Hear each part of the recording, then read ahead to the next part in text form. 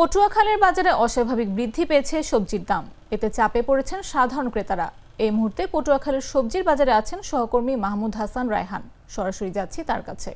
এখন দাঁড়িয়ে রয়েছি পটুয়াখালীর হেতালিয়া বাদঘাট এলাকায়। এখানকার যে বাজারটি রয়েছে এখানেই সবচেয়ে বেশি পটুয়াখালী শহরের ভিতরে সবচেয়ে বেশি স্থানীয় সবজিগুলো উঠে থাকে। তবে বর্ষা মৌসুম থাকায় চাষাবাদের যে সব মাঠগুলো রয়েছে সেখানে পানি থাকায় এখানে কিন্তু পর্যাপ্ত পরিমাণ যে স্থানীয় সবজি সেগুলো উঠছে না। এর কারণেই কিন্তু এখানকার ব্যবসায়ীরা বলছে যে সবজির দাম দিন দিন বৃদ্ধি পাচ্ছে। তবে গত এক মাসে প্রতিদিন সবজির দাম আস্তে আস্তে করে বাড়ছে এবং এর সাধারণ মানুষ যারা ক্রেতা রয়েছে তারা কিন্তু ক্ষোভ প্রকাশ করছে। আমরা এখানকার যে সাধারণ মানুষ এবং যারা এই বাজারে কেনাকাটা করে থাকে তাদের সাথে একটু কথা বলে থাকি যে এই 80 টাকা আর এই শসা 40 টাকা, এই ধনেপাতা 10 টাকা, আর এই কদু শাক একাডি 50 টাকা। আচ্ছা, আপনার কাছে কি মনে হয় দাম বেশি না কম? সব দাম বেশি, সব দাম বেশি। আচ্ছা, আমরা শুনছিলাম এখানকার যে ক্রেতা রয়েছে তিনি কিন্তু বলছিলেন যে এই বৃষ্টির মৌসুম শুরু হওয়ার পর থেকেই কিন্তু সবজির দাম বৃদ্ধি পাচ্ছে।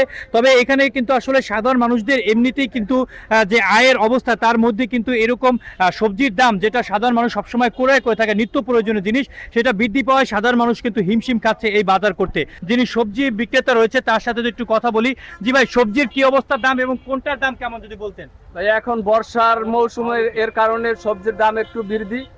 আপনার 1-1.5 মাস পরে আপনার সবজির দাম অনেক সস্তা হয়ে যাবে, মানে নতুন সবজি উঠে যাবে, তখন সবজির দাম কমে যাবে। আচ্ছা, এই স্থানীয় সবজিগুলো কেমন উঠতেছে এবং দাম কেমন? স্থানীয় সবজি একেবারেই নাই বললেই চলে, মোটামুটি অল্প কিছু আছে শাক পাতা, এছাড়া আপনার অন্য কোনো সবজি স্থানীয় নাই। আমরা শুনছিলাম এখানকার যে ব্যবসায়ী রয়েছে তারা কিন্তু বলছিলেন যে আগামী 1 মাস পর্যন্ত এরকমই দাম থাকবে। তবে তারা আশা করছেন যে 1 মাস পরে হয়তো সবজির দাম কমতে পারে। পটুয়াখালীর এই হাতালিয়া বাদঘাটটিতে সবসময় সতেজ এবং স্থানীয় সবজিগুলো পাওয়া যায় এবং এখানের যে দোকানগুলো এবং যে বিক্রেতা এবং ক্রেতা তারা কিন্তু বলছিলেন যে এই সবজিগুলোর দাম দিন দিন বৃদ্ধি পাচ্ছে এবং সাধারণ মানুষদের ক্রয় ক্ষমতার বাইরে চলে যাচ্ছে। আপনারা জানেন যে এই দীর্ঘ 2 থেকে 3 মাস আগেও কিন্তু সবজির দাম কম ছিল এবং গত 1 মাস থেকে সবজির দাম আস্তে আস্তে করে বৃদ্ধি পাচ্ছে। পটুয়াখালীর হেতালিয়া বাদঘাট থেকে এই ছিল আমার কাছ থেকে সর্বশেষ। আমার একটা স্মার্ট সিদ্ধান্তে 25% গ্যাসের খরচ কমেছে। ভাবছেন কিভাবে? সাধারণ গ্যাস স্টোভ বদলে আমি এনেছি আরএফএল গ্যাস স্টোভ। এর সাইন্টিফিক নজল ও ব্রাস বার্নার ক্যাপ সমানভাবে তাপ ছড়িয়ে রান্না করে দ্রুত, তাই গ্যাসও বাঁচায় 25%, টাকাও বাঁচে 25%। আরএফএল গ্যাস স্টোভ নিরাপদ ও গ্যাস সাশ্রয়ী।